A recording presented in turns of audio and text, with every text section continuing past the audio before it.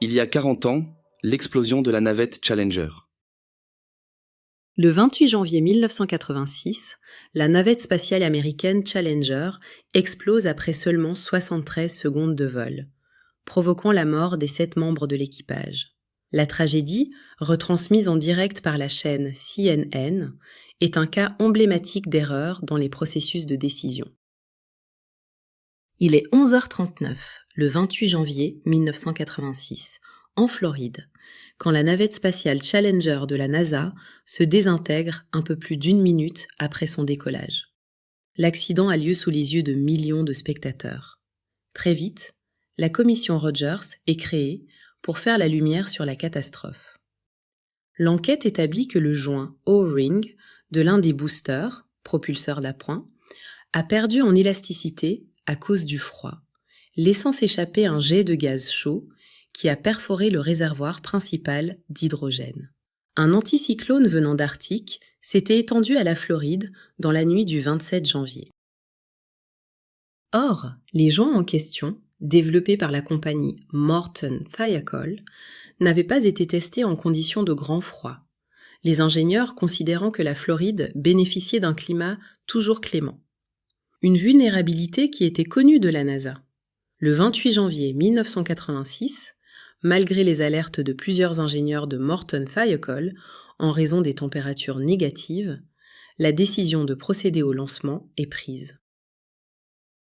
L'explosion de Challenger est un cas emblématique d'erreur dans le processus de décision, explique Christian Morel, auteur de 3 ouvrages sur les décisions absurdes. Les dirigeants de la NASA savaient que la conception du booster présentait une faille, mais, trop confiants dans la fiabilité de la navette, ils n'ont pas écouté les avertissements des ingénieurs. Ces derniers, n'ayant pas pris en compte le risque de vagues de froid dans la conception et les différents essais, n'avaient pas de chiffres concrets et de preuves scientifiques pour appuyer leurs arguments. La commission Rogers a conclu à un grave déficit de culture de sécurité et un processus de décision défaillant au sein de la NASA. L'accident a entraîné une suspension du programme des navettes pendant 32 mois et la NASA a pris des mesures pour corriger les processus organisationnels et améliorer la prise de décision. Pourtant, le 1er février 2003, un nouveau drame se produit.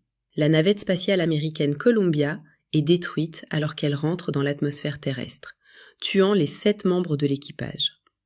Lors du lancement, un morceau de mousse isolante s'est détaché du réservoir externe et a percuté l'aile gauche, endommageant le système de protection thermique de la navette.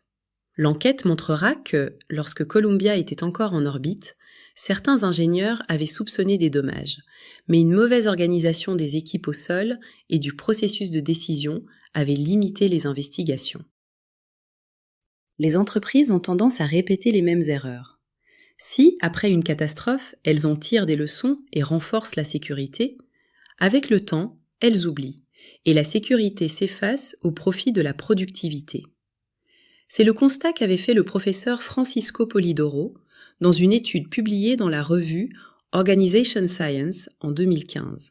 Être conscient de notre tendance à oublier doit nous permettre de maintenir nos efforts sur la sécurité, nous avait-il confié. Un constat toujours vrai.